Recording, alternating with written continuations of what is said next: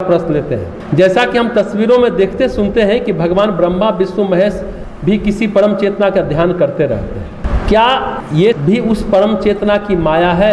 आनंद चेतन ने पूछा। ये जो है ना, परम चेतना माया नहीं है। जैसे आपका घर है, आप घर थोड़े ही हैं, आपका घर है ना, आप घर तो नहीं है। उसी तरह परम चेतना माया नहीं है, परम चेतना की माया है, परम चेतना माया नहीं है। आ गई बात समझ में? आनंद चेतन दूसरा क्वेश्चन कर रहे हैं, उस परम चेतना का स्वरूप कैसा है, उस परम चेतना का अनुभव अनुभूति कैसे होगा? देखिए, आप अपनी अनुभूति कर लेंगे तो उस परम चेतना की भी अनुभूति कर लेंगे, उस परम चेतना की भी अनुभूति हो जाएगी। और अपनी अनुभूति कब होती है? जो अभी हमने बताया, जब मन शांत स्थिर एकाग्र और संयमित होता है। जितना जितना मन शांत स्थिर एकाग्र होता चला जाएगा, उतनी उतनी अवस्था में आपको अपनी अनुभूति भी होती चली जाएगी। देखिए, अब इसको समझिए। छोटा उदाहरण, जब नदी तालाब शांत हो जाता है तब चंद्रमा का प्रतिबिंब दिखता है। चंद्रमा या सूरज तालाब में कब दिखते हैं? जब जल शांत हो जाता है। शांत जल में कुछ नहीं दिखता, और जितना स्वच्छ जल होगा उतना साफ दिखेगा, है ना। आप अपने मन को शांत भी करिए और स्वच्छ भी कीजिए, साफ भी कीजिए, आपको अपनी अनुभूति होगी तो फिर परम चेतना की भी अनुभूति हो जाएगी। साफ सुथरा जल में ही प्रतिबिंब दिखता है, तो हमारा मन जितना स्वच्छ होगा, जितना निर्मल होगा, उतनी खुद की अनुभूति होती चली जाएगी। देखिए, सब कुछ तो मन ही है ना।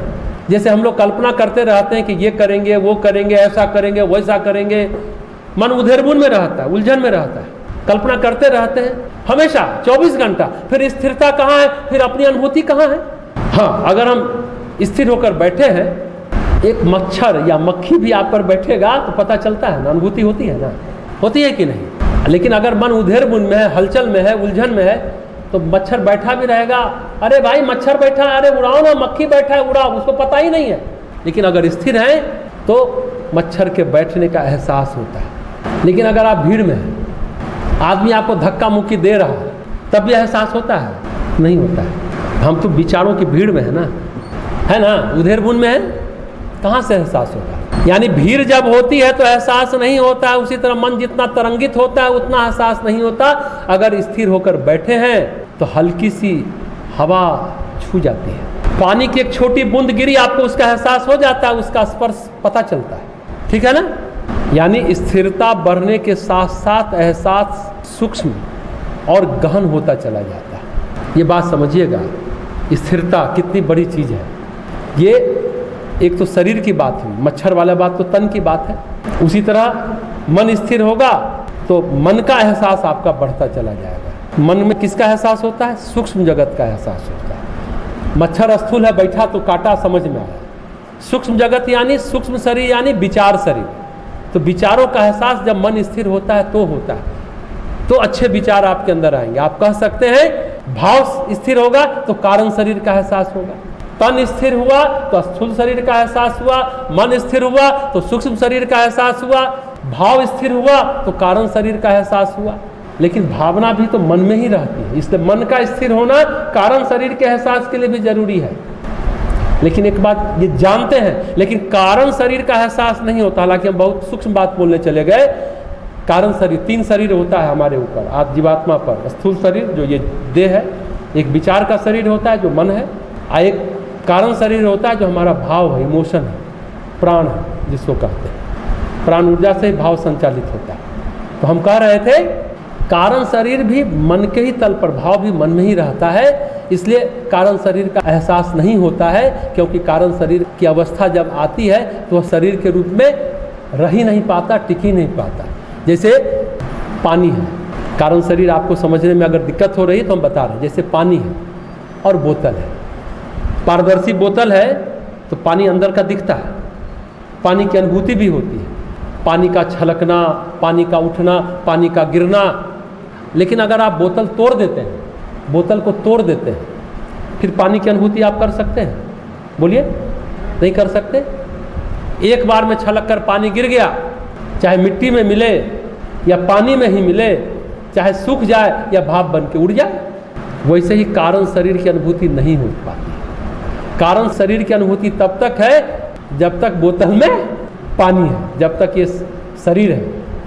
इसलिए उसकी अनुभूति हो ही नहीं सकती, कुछ लोग बोलते हैं।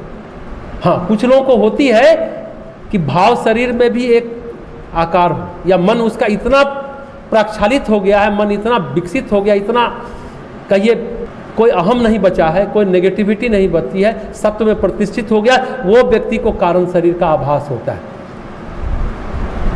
मतलब सामान्य तौर पर ये समझिए, कारण शरीर का आभास तभी तक है जब तक वह सूक्ष्म शरीर में है, यानी मन में है। सूक्ष्म शरीर और कारण शरीर की अनुभूति जैसा हमने बताया मन में ही होती है।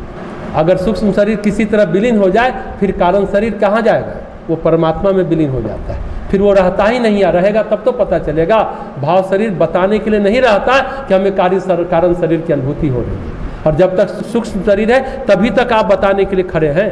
जो कहते हैं कि कारण शरीर है, हो सकता है उन्हें एहसास हो, हम तो बोलते हैं कि हमें एहसास नहीं होता। इसको ऐसे समझिए, रामकृष्ण परमहंस क्या कहते थे? नमक का पुतला है, चला समुद्र की गहराई नापने, क्या होगा? नमक का पुतला चला समुद्र की गहराई नापने, बहुत अच्छे से समझ में आएगा। हमने बहुत ऊपर की बात कर ली, लेकिन ये बात समझ में आएगा। अब वो लौट के आएगा तब तो पता चले ना कि समुद्र कितना गहरा है, लौट पाएगा? तो जिसको ईश्वर की अनुभूति होगी, कारण शरीर की अनुभूति, वो लौट के बताने आएगा, देखो कारण शरीर वैसा था, ऐसा था। नमक का पुतला जिस तरह लौट कर नहीं आएगा, जो जीवात्मा कारण शरीर में प्रवेश करी वो परमात्मा में विलीन हो गई, जिस तरह नमक का पुतला समुद्र में विलीन हो गया। समझ में आ गई बातें? कोई लौट कर आता नहीं बचाने। इसलिए जितने लोग यहाँ ज्ञान बांटते हैं ना, सब अधूरे हैं, कोई परम ज्ञानी नहीं है। पूर्ण होंगे तो आपके बीच क्यों रहेंगे भाई? यहाँ क्यों बक बक करेंगे? क्लियर हो गया ना? किसी को महान मत समझना, ये बात भी दिमाग में रखो, ये सीख भी है, बात को भली बात ही समझो।